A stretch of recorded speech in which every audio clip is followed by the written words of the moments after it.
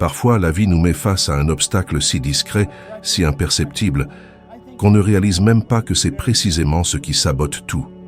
Il m'a fallu des années pour comprendre pourquoi la loi de l'attraction ne fonctionnait tout simplement pas pour moi. Je répétais des affirmations, visualisais, rêvais, mais rien ne changeait jamais. Jusqu'au jour où quelque chose d'apparemment insignifiant a surgi dans ma conscience comme un éclair, et soudain, tout s'est mis en place. Et c'est ce que je veux vous révéler maintenant.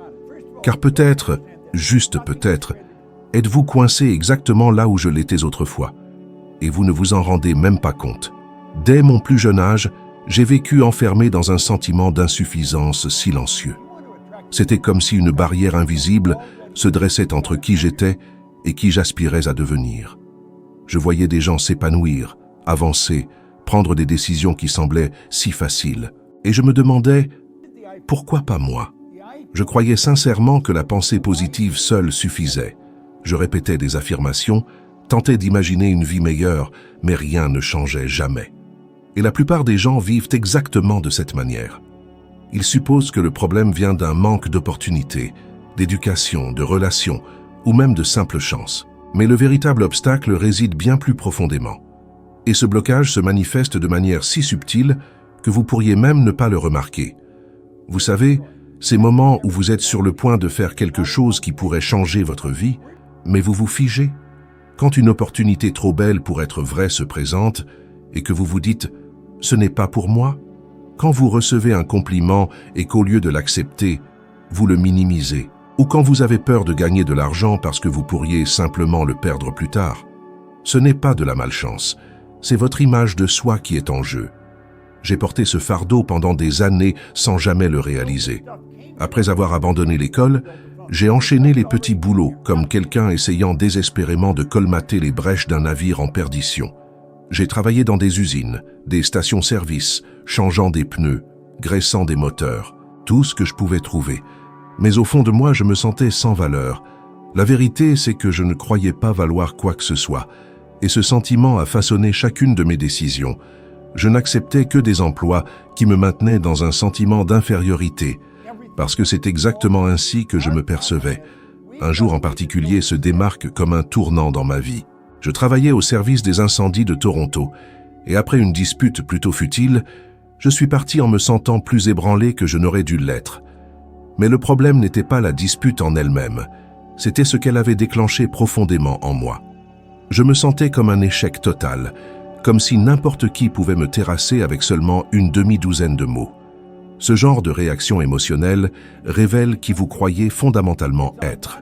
Et tant que cette racine profonde ne change pas, rien ne change vraiment. Ce n'est que des années plus tard que j'ai enfin compris. L'univers ne répond pas à ce que vous désirez. Il répond à ce que vous croyez être. Et cette prise de conscience est douloureuse, car elle révèle que la vie que vous menez aujourd'hui n'est pas la faute de l'économie, du gouvernement, de votre famille ou du destin. C'est un reflet direct de l'image de soi que vous portez, une image méticuleusement construite à partir d'expériences passées, de traumatismes, de comparaisons, de critiques et de peurs. Pensez aux personnes qui se sont libérées de ce cycle. Jim Carrey, par exemple, s'est célèbrement rédigé un chèque de 10 millions de dollars, bien avant que quiconque ne croie en lui. Il a fait cela non pas simplement pour rêver, mais pour incarner l'identité de quelqu'un qui méritait réellement cette somme. Sa prospérité est venue parce que son identité était déjà préparée à la recevoir. Ce n'était pas de la magie, c'était un alignement interne. La question persistante est donc, comment vous voyez-vous réellement ? Pas ce que vous dites aux autres, mais dans la solitude silencieuse de votre propre esprit. Croyez-vous sincèrement mériter plus ? Ou vous sentez-vous piégé dans le même vieux rôle, comme si vous ne faisiez que jouer un personnage que vous n'avez jamais choisi ? Chaque peur irrationnelle, chaque acte d'auto-sabotage, chaque moment où vous reculez devant les opportunités, tout cela reflète directement votre image de soi actuelle. J'ai appris, après beaucoup de luttes et d'efforts, que l'on ne transforme pas sa vie en essayant de changer le monde autour de soi. On transforme sa vie en modifiant fondamentalement l'image que l'on a de soi. Et quand cette image se transforme, les portes s'ouvrent sans effort, les opportunités semblent se matérialiser de nulle part, et la vie commence à réagir avec une rapidité qui peut être, honnêtement, étonnante. Parce que la vérité est remarquablement simple. L'univers n'offre jamais plus que ce que vous croyez sincèrement mériter. Et au moment où vous changez qui vous êtes intérieurement, tout autour de vous commence à se transformer avec la même intensité. Quand j'ai enfin compris que ma vie ne changerait qu'une fois que j'aurais fondamentalement altéré l'image que j'avais de moi-même, quelque chose d'entièrement nouveau a commencé à s'éveiller en moi. C'était comme si j'avais enfin découvert la pièce manquante du puzzle. Car il ne sert à rien de répéter de belles affirmations si, au fond de vous, vous continuez à vous percevoir comme limité. L'univers ne répond pas à de simples mots. Il répond à votre identité profonde. Et c'est précisément cette compréhension profonde qui a transformé mes pensées en actions et mes actions en résultats tangibles. À cette époque, je passais des heures à relire des passages d'un livre qui m'avait profondément marqué. Mais une aube spécifique, l'expérience fut entièrement différente. J'ai fermé le livre et j'ai ressenti une agitation si puissante. C'était comme si quelque chose en moi était désespéré de se libérer. J'ai attrapé une feuille de papier et j'ai écrit qui je croyais sincèrement être. Non pas qui j'aspirais à être, mais qui j'étais réellement. Et cet exercice fut douloureux. J'ai réalisé que peu importe à quel point je parlais de prospérité, je me voyais toujours comme ordinaire, dépourvu de valeur, sans aucune étincelle réelle. Et tant que cela restait ma vérité intérieure, rien à l'extérieur ne changerait jamais. Puis, dans une décision qui allait à jamais modifier toute ma trajectoire, j'ai commencé à élaborer une nouvelle image de moi-même. J'ai écrit « Je suis un homme prospère, je suis un homme discipliné, je suis un homme qui crée une immense valeur. » Et quelque chose de tangible a commencé à prendre forme à ce moment précis. Ce n'était pas de la magie, ce n'était pas un simple rêve, c'était une pure clarté. Je forgeais consciemment un nouveau moule pour mon esprit. Et à partir de cet instant précis, tout a commencé à s'aligner de manière qui semblait auparavant totalement impossible. Peu de temps après, j'ai pris une décision qui semblait absolument insensée. J'ai démissionné du service des incendies. Moi, sans éducation formelle, sans aucune expérience en affaires, j'ai décidé d'ouvrir une entreprise de nettoyage. La plupart des gens auraient ri, et en effet, certains l'ont fait. Mais intérieurement, je n'étais plus la même personne. Je n'étais plus lié à l'image du décrocheur scolaire, du jeune homme incertain passant d'un petit boulot à l'autre. Je m'étais transformé en quelqu'un qui croyait sincèrement en sa propre valeur intrinsèque. Et cette nouvelle identité a guidé chacun de mes pas. Au cours de ma première année dans cette toute nouvelle entreprise, j'ai gagné plus de 100 000 $. Non pas parce que j'étais intrinsèquement spécial, non pas parce que j'ai simplement eu de la chance, mais parce qu'enfin mes actions et mes comportements étaient parfaitement alignés avec la nouvelle image de moi-même que j'incarnais. Et c'est précisément ainsi que la loi de l'attraction fonctionne réellement. Vous n'attirez pas ce que vous voulez, vous attirez ce que vous devenez. Aujourd'hui, en observant la vie des gens, je vois cette dynamique se manifester constamment. Ils disent vouloir gagner plus, mais continuent de se percevoir comme ne méritant que le strict minimum. Ils affirment vouloir prospérer, mais au fond d'eux, ils portent une identité marquée par la peur, la culpabilité, la timidité et l'insécurité. Et tant que cette identité interne ne se transforme pas réellement, rien ne perdure vraiment. Même lorsqu'une opportunité en or se présente, ils ne parviennent pas à la saisir. Même quand ils gagnent plus, ils le perdent d'une manière ou d'une autre plus tard. Même quand ils progressent, ils régressent inévitablement. La science a démontré de manière concluante que la façon dont vous vous percevez influence directement vos décisions quotidiennes, de la manière dont vous parlez au type d'opportunité que vous croyez sincèrement mériter. Et les décisions forgent les destins. Chaque petit choix que vous faites provient de l'image de soi que vous portez. L'une des applications les plus pratiques de cette compréhension profonde est d'agir activement comme la personne que vous souhaitez être, avant même d'avoir vu les résultats désirés. Voulez-vous être prospère? Demandez-vous, comment agirait une personne véritablement prospère aujourd'hui, ce matin même, dans cette situation spécifique? Voulez-vous vraiment exceller au travail? Demandez-vous, comment se comporterait une personne véritablement confiante lors de cette réunion? Voulez-vous attirer plus d'opportunités? Demandez-vous, comment réagirait une personne ayant une haute fréquence émotionnelle à ce défi particulier? Lorsque vous commencez à agir comme la personne que vous aspirez à être, même sans résultats tangibles immédiats, votre esprit entre dans un puissant état de cohérence. Et l'univers répond à cette cohérence avec une rapidité étonnante. C'est précisément là que la véritable transformation commence, au moment où vous décidez consciemment d'incarner l'identité qui correspond à la vie que vous désirez sincèrement vivre. Car la vie ne se modèle pas simplement sur ce que vous y attendez, elle se modèle sur ce que vous internalisez et incarnez. Lorsque vous internalisez vraiment ce principe, tout change, et cela change rapidement. Car le monde extérieur suit invariablement le monde intérieur, jamais l'inverse. J'ai été témoin d'innombrables individus avec un potentiel incroyable s'autodétruire sous mes yeux, et j'ai vécu cela de première main, non pas comme une théorie abstraite, mais comme une expérience viscérale et vivante qui m'a véritablement secoué. Il y a une ligne fine entre l'opportunité et le piège, et souvent ce qui distingue ceux qui prospèrent de ceux qui échouent est un schéma mental qui opère comme un saboteur silencieux. Avez-vous déjà remarqué que, juste au moment où la vie commence à s'améliorer, des pensées étranges commencent à faire surface, tentant de justifier une régression? Une folie passagère où vous vous dites « je le mérite », une excuse pour éviter d'assumer plus de responsabilités, ou une peur subite et paralysante de tout perdre. Ce sont là des manifestations incontournables d'une image de soi en profond conflit. Il ne s'agit pas d'un destin qui conspire contre vous, mais d'une indication claire que votre propre identité vous dessert. Je me souviens très clairement d'une période peu après mes premiers succès avec mon entreprise de nettoyage. L'argent a commencé à affluer de façon inattendue, et pendant un temps, j'ai ressenti une joie véritable et profonde. Mais une ombre n'a pas tardé à apparaître, une inquiétude tenace qui me faisait reculer devant les décisions importantes, comme si j'anticipais constamment que tout allait s'effondrer à tout moment. Lors de réunions promettant un potentiel d'expansion considérable, je me retrouvais silencieux. Lorsque l'occasion d'investir pour la croissance se présentait, j'hésitais, traînant les pieds jusqu'à ce que l'opportunité s'évanouisse tout simplement. Ce n'était pas un manque de savoir-faire technique, je savais précisément ce qu'il fallait faire, mais cette vieille voix insidieuse qui chuchotait « Ce n'est pas fait pour toi ».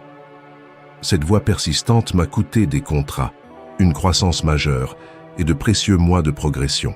L'émotion que cet épisode particulier ravive est un mélange puissant de honte et de douleur. La honte de m'être laissé influencer par une peur si irrationnelle et la douleur de voir d'autres portes se fermer spécifiquement à cause de mon hésitation. Cette sensation est malheureusement courante. Le succès arrive, et la peur de le mériter vraiment saisit si fortement les individus qu'ils se sabotent inconsciemment, les poussant à revenir à l'état sûr que leur image d'eux-mêmes reconnaît. Et ne pensez pas un instant que ce problème est réservé aux individus lambda. Des histoires publiques illustrent vivement cette dynamique. Pensez à des personnes qui ont amassé des fortunes, des millions et des millions de dollars, pour finalement presque tout perdre à cause d'habitudes autodestructrices. Ce qui distingue ceux qui conservent leur richesse de ceux qui la dilapident n'est pas seulement l'habileté ou la chance, c'est la résilience émotionnelle et la cohérence interne. Lorsque la perception de soi n'évolue pas pour s'adapter à un nouveau palier de réussite, le comportement commence à la contredire. Dépenses incontrôlées, décisions impulsives, relations toxiques qui épuisent les ressources et l'énergie et des choix qui répondent à une ancienne identité. Cela anéantit les véritables avoirs et souvent ruine des vies et des réputations. La science aide à expliquer pourquoi. Sous un stress financier ou émotionnel intense, nos cerveaux tendent à fonctionner sous ce que les chercheurs appellent une mentalité de pénurie. Une attention réduite, une prise de décision altérée et une concentration à court terme. Cela fait des comportements impulsifs, faire du shopping pour soulager l'anxiété, éviter les décisions complexes, procrastiner sur des investissements importants, la norme. En d'autres termes, un état émotionnel de pénurie rend pratiquement impossible d'agir en accord avec la personne prospère que vous prétendez vouloir être. C'est pourquoi changer les circonstances, sans changer votre état d'esprit, c'est comme construire une maison sur le sable. Si vous souhaitez briser ce schéma, vous devez agir sur 3 fronts, la reconnaissance, la substitution et la pratique. Premièrement, reconnaissez, avec une honnêteté brutale, un comportement que vous utilisez pour vous auto-saboter, dépenses impulsives, évitement du risque, sabotage des relations, procrastination sur les décisions financières. Observez quand il apparaît, ce qui le déclenche et comment vous vous sentez avant et après. Deuxièmement, substituer. Créez une action concrète pour remplacer l'ancien comportement. Si vous dépensez impulsivement lorsque vous êtes anxieux, mettez en œuvre un rituel de 24 heures, avant tout achat dépassant un certain montant. Respirez, listez 3 raisons d'attendre. Consultez un partenaire de confiance. Si vous évitez les décisions, appliquez une règle en 3 étapes. Notez la décision, choisissez la première action, exécutez-la dans les 48 heures. Troisièmement, pratiquez. Répétez le nouveau comportement jusqu'à ce que votre identité commence à l'accepter comme une nouvelle norme. Je vous mets au défi de choisir un comportement d'auto-sabotage et de le remplacer par une action concrète pendant 21 jours consécutifs. 21 jours suffisent pour commencer à reprogrammer les réponses automatiques. Prenez des notes quotidiennes. Déclencheur, ancienne réaction, nouvelle action et résultat. Au terme des 21 jours comparés, vous verrez comment de petits changements d'habitude ouvrent de l'espace pour une nouvelle image de soi. En fin de compte, la leçon est dure mais libératrice. N'attendez pas que l'argent guérisse vos peurs. D'abord, guérissez les peurs qui font que l'argent vous échappe. Apprenez à reconnaître le sabotage, à le substituer et à entraîner une nouvelle réponse. La plupart des gens préfèrent blâmer le monde. Peu sont prêts à regarder en eux-mêmes et à changer.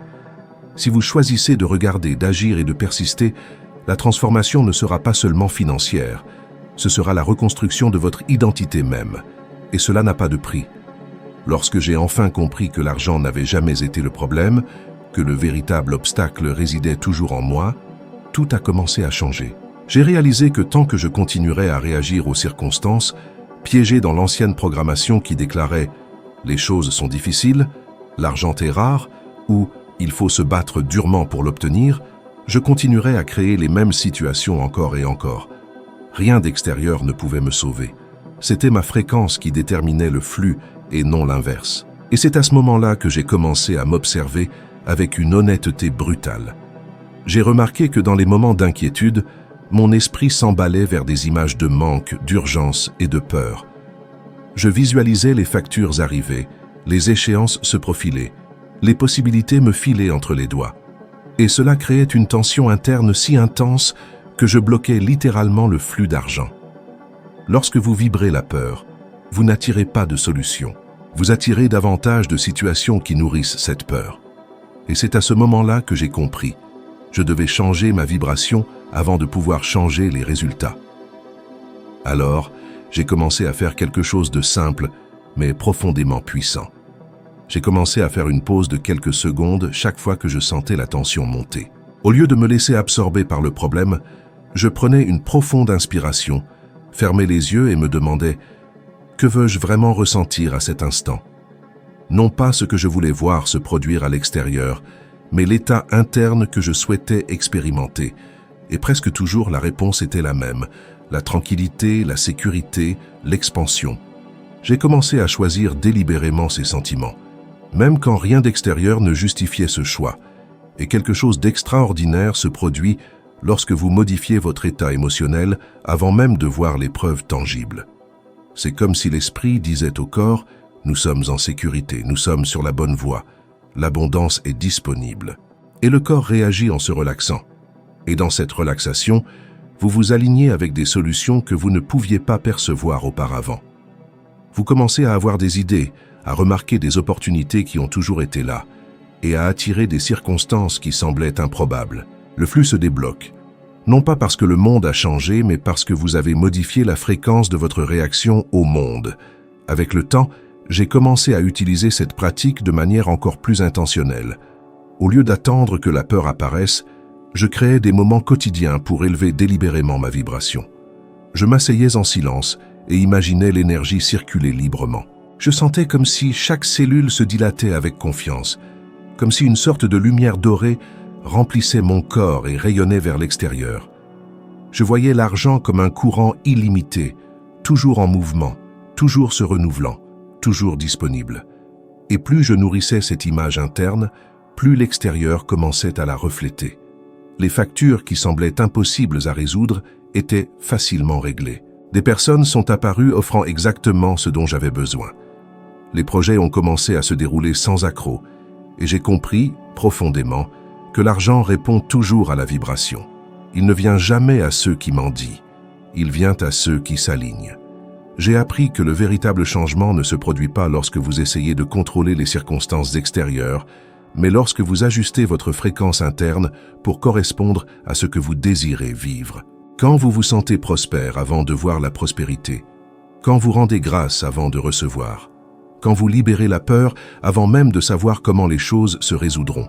C'est à ce point d'abandon conscient, non pas abandonner mais faire confiance, que le flux s'ouvre. Et vous commencez à réaliser que l'argent n'a jamais été bloqué. C'est vous qui étiez bloqué, au sein d'un schéma mental qui ne permettait pas le mouvement. Et lorsque vous relâchez ce schéma, lorsque vous choisissez consciemment de ressentir l'abondance, même pour de petits moments tout au long de la journée, vous ouvrez de l'espace pour que l'univers réponde.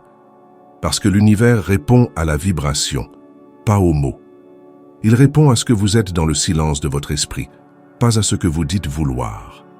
C'est la clé qui transforme tout, ressentir maintenant ce que vous désirez vivre plus tard. Et lorsque vous maîtrisez cela, le flux d'argent ne fait pas que s'ouvrir.